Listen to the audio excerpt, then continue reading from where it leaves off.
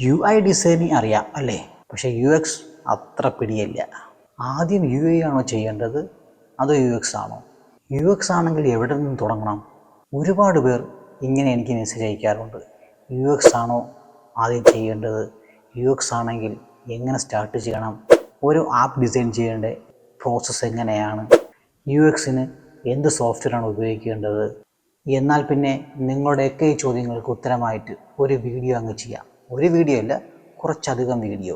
ഒരു complete design process. അതെ, ഒരു ആപ്പിൻ്റെ കംപ്ലീറ്റ് ആയിട്ടുള്ള ഡിസൈൻ പ്രോസസ്സ്. റീസെൻ്റ്ലി ഒരു പുതിയൊരു വർക്ക് എനിക്ക് അസൈൻ ചെയ്ത് കിട്ടിയിട്ടുണ്ട്.